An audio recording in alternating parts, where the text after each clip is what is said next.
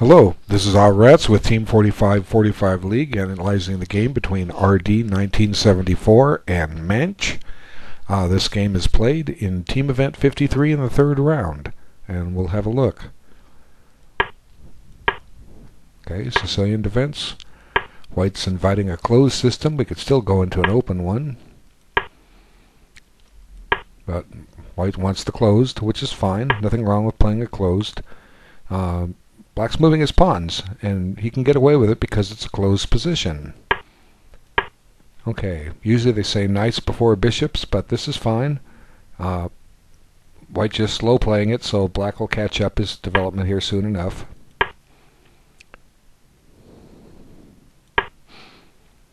Okay, now the question is White going to try to castle queenside? Because he's delayed it. He's had castling at his disposal for a couple of moves and has passed. But it might be risky to castle queenside simply because Black has a pawn storm going over there and could try to open up lines and attack. There he finally castles after he had a chance to castle queenside. So that's good that he picked the king side. And Black's doing okay here. Really, the game is even because it's a closed position. Black's 3 tempos behind, though. It's kind of funny. He still has to move the knight on b8, the bishop on e7, and get castled himself. Black could even consider castling queenside here, but it's probably safer to castle kingside. So why is Black 3 tempos behind? That's a good question. Black has made 5 pawn moves, White has made 3. And that's a difference of 2, and it's Black's move. So there's your 3 tempos. So it's just tempos and piece placement. The pawns are seizing important squares and stopping White from doing a number of things. And White develops his last piece. Black's still catching up. Okay, then White I guess White's planning to eventually push d4 and he wants his rooks on the center file. But I'm not sure if that's the right strategy. Probably, if I was White here, the plans that would run through my head are, since I'm playing on the king side, I need that guy on the king side, so I might not have played rook ad1. I might have played it to e1. And the reason for playing it to e1, it's a little more centralized, and then I can bring the knight back to d1, and he can get into play by way of e3. Now, if I'm playing Black here, I have to be a little leery if White starts massing his forces on the king side, because I've got half my army on the queen side still, and if we'll just back up and I'll show you. Okay, had White played rook ae1 and then castle knight e1. Now, as I say, I'm a little leery if I'm Black, because in one move White's going to have all of his guys on the king side, and I've still got 4 of my 7 pieces on the queen side. So it's just an observation. I would consider as Black playing might consider trying for d5 here, although the reason for that is that I can't do it now, but you want to play for it, is that you want some kind of open line in the center so that your pieces can start finding some squares and some maneuverability. So if I'm Black, I'm gonna play knight, probably knight here, and then White would go, about what I suggested. And you're not ready yet for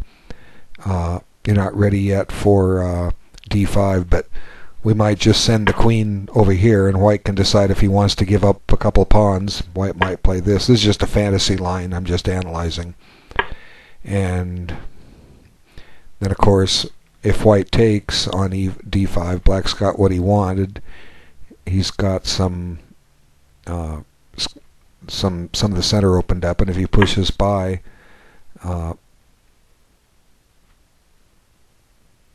Black just kind of hunkers down and defends. But then Black's getting ready to play d4 and get a few more pieces active, and then he'll play c4, and then suddenly these pieces spring to life. So black's going to be playing a little bit on the queen side, and white still hasn't demonstrated anything towards the king, although it could come. It's a risky position for both sides.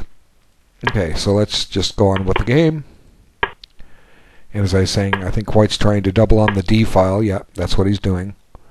And black's almost caught up in development. If he just puts a rook on d8, you could say he's equal in development, because white may push d4 and black could just sit there and let him take. And take back with the... Well, you can't take back with the pawn. You got to move that queen. But I'm thinking open up the d file and just oppose rooks. And so white's demonstration on the d file might be a little premature, because if the d file ever opens up, black can just oppose. His rooks are connected, and even though white got there first, white can't really do anything with it. Okay, so knight b6, and now finally we get a little bit of exchanges here, and this actually helps black more. And part of it's because I think some of white's army is misplaced here, and this d5 square just gives, and this is a critical square as will be seen in a few moves. Once black has that d5 square, he's pretty much set, and he'll have easily have equality here. Okay, you'll see why in just a moment. But white needed to be doing some kind of demonstration on the king side, and he still hasn't done it. He's got half his army over there, but they're not really coordinated yet to attack against the king. And if you look, the king is a little naked, but white's not ready to exploit that. So these exchanges just help free black's game a little bit, and I still consider the game to be pretty much dead even.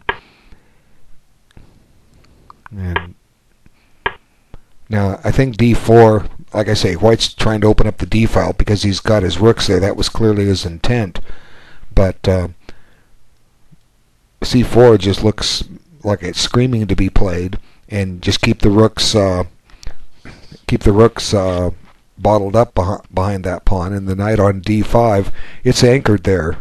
White won't get rid of it, period. So what white did is fine, or what black did is fine, and I'll get to that in just a second. He played knight c4, and as best I can tell, this is just forcing white to give up the exchange, because there's a fork on b2 and d2, and if white plays rook d3, he is going to lose not only the pawn, he'll lose an exchange also. So he chose the least painful way and goes and gets a pawn for his exchange. So, and this is all because white gave up control of d5. Okay, so white has some compensation for the exchange. He has a pawn for it, but he doesn't have full compensation. Black should win this, but he's got to play chess. Okay, so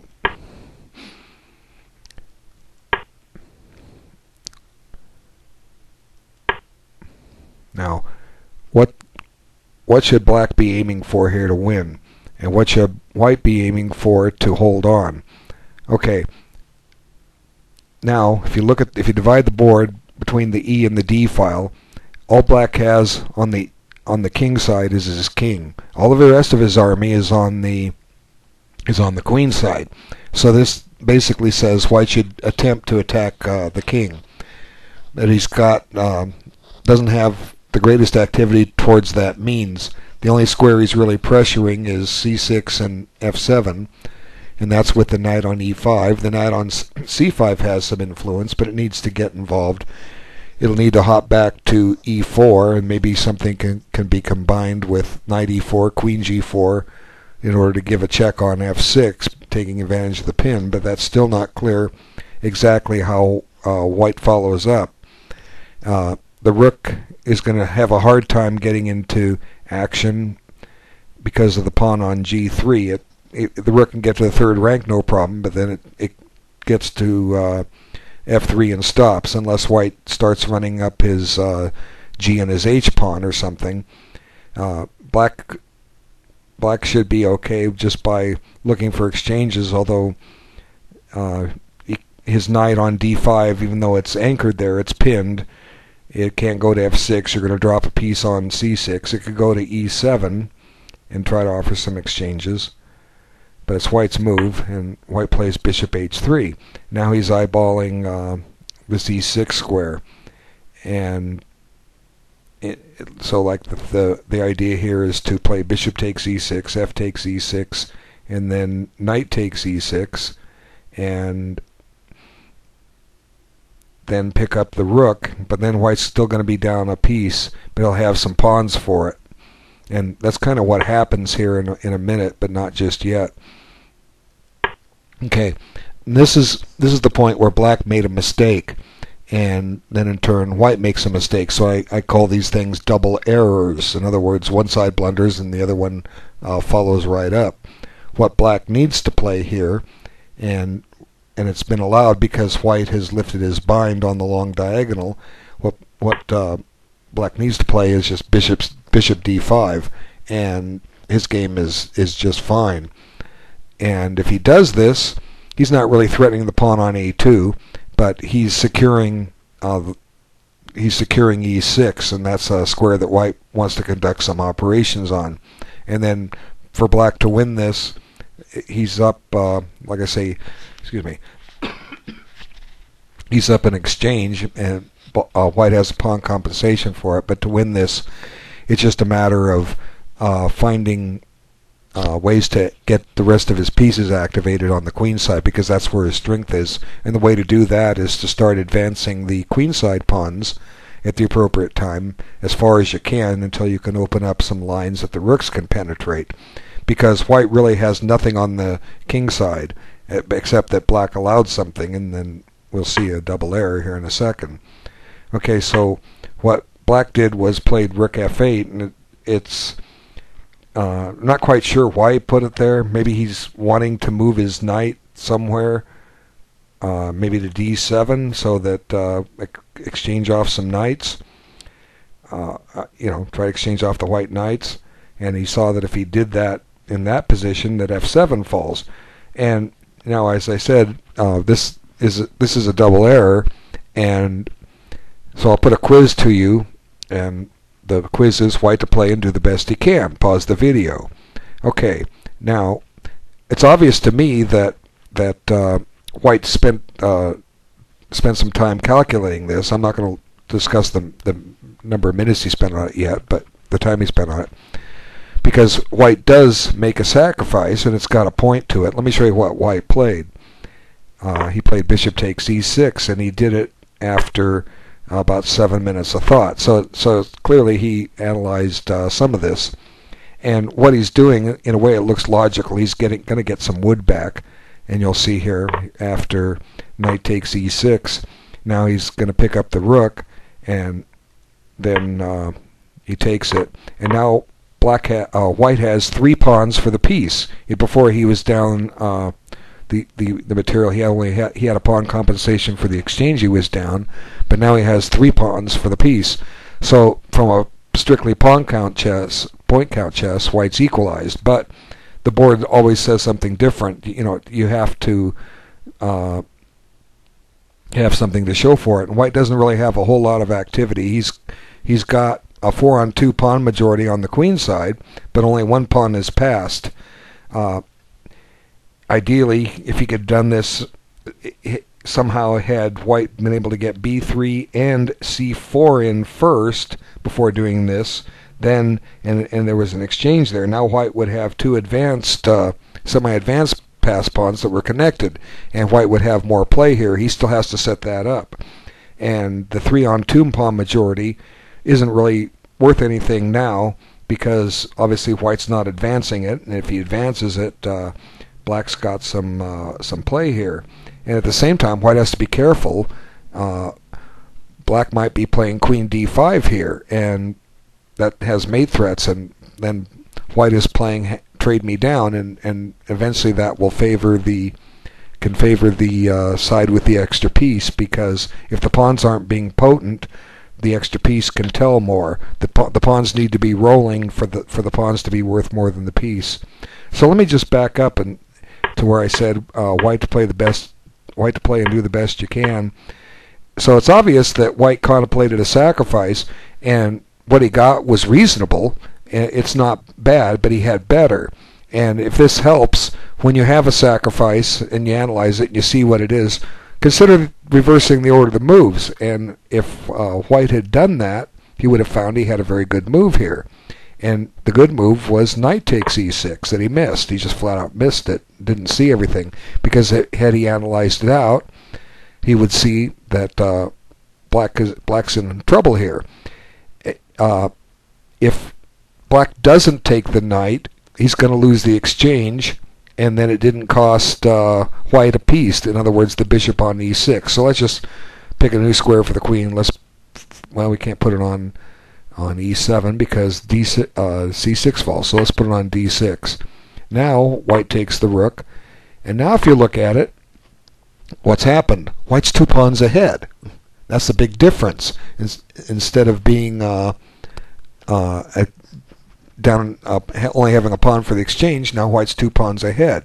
And the difference is that his bishop did not sacrifice for a pawn. This bishop and this pawn are off the board in the real game, and they're here present and accounted for in this variation. So that's just assuming black doesn't take the knight. Okay, so what happens if he takes the knight? Well, he's in trouble. Okay, bishop takes e6. Now what are you going to do with black? Well, you can park the rook and lose it. That's no good, right? Yeah, absolutely it's no good. And it's even worse, as you'll see, but the alternative is to play king f7. Now maybe white saw that he has this thematic knight f7 check, but after rook takes f7, white doesn't have a whole lot of follow-up, because bishop takes f7 just fails to queen takes f7, and black is now 2 pieces ahead, and white does have 3 pawns for it, but that's not enough. But instead of the thematic knight f7 check, white missed this move, knight g6 check. And now there's only one legal move for black, and he's awful close to a thematic mate. There's a lot of mates in this position. If the knight were gone, queen h4 is mate, but the knight's there. But white doesn't have to do that. He just casually picks up the queen. And now look at what's happening.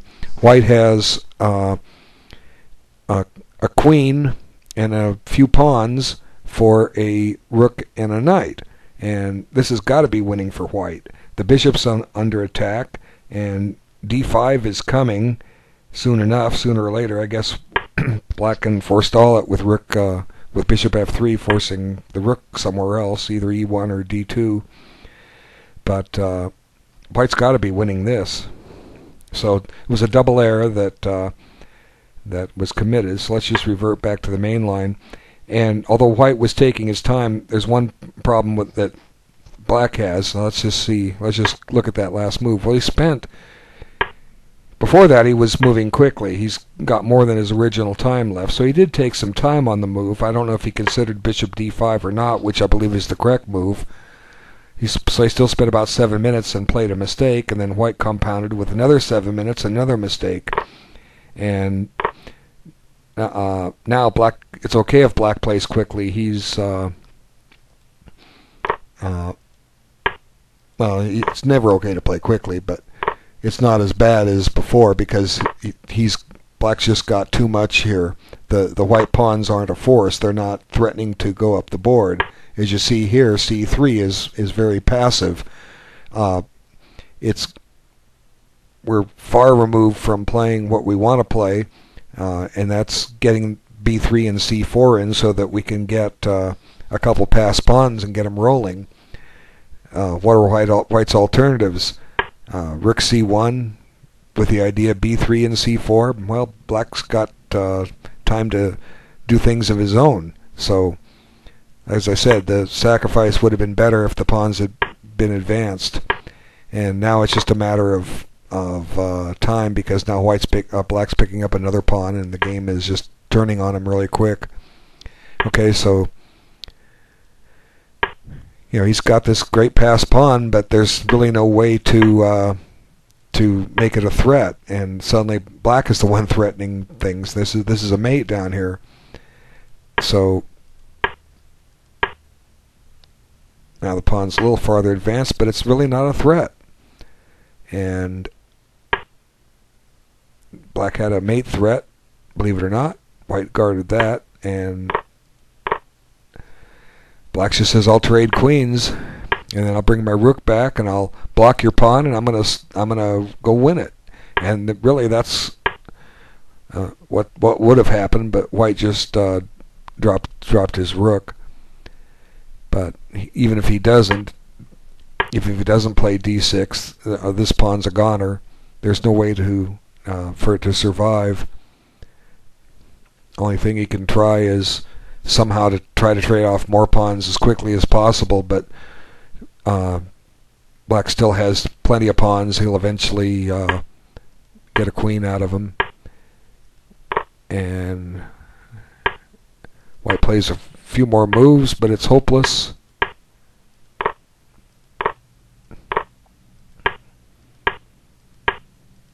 And just show you the final moves. I don't know why white's playing on, but there goes that pawn. Mercy. At least white's playing quick, so he's not making black wait. Okay, come on. Get the mate. Where's the mate? It's getting there. Okay, it would be there in a couple moves. So there's room for improvement on both sides.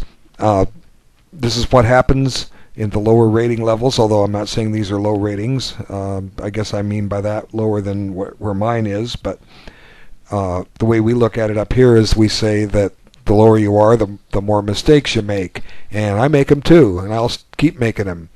And according to my lessons program that I run, you can find on my website, it basically says if you can identify the mistakes you're making and overcome that, you'll tend to win more games and let your true strength come out. And then by winning more games, your rating goes up, which we know. And then as a result, you play tougher players. And by playing tougher players, you learn from playing them. So to improve at chess, that's kind of like all outlined in my online lessons program. Okay. Took a little more time than I wanted to, but this was a case where the player was submitting a game just to have it annotated, and because he submitted his own game, you're not allowed to do that for game of the week, but he didn't know that. But anyway, for both sides, this should be helpful, and it's something they can learn from, and that's the goal. We want everyone to play better. If everyone plays better, guess what? You make us play better. So we're all in this together. All right. Thanks, everyone, for your time, and we'll talk to you again soon. Take care.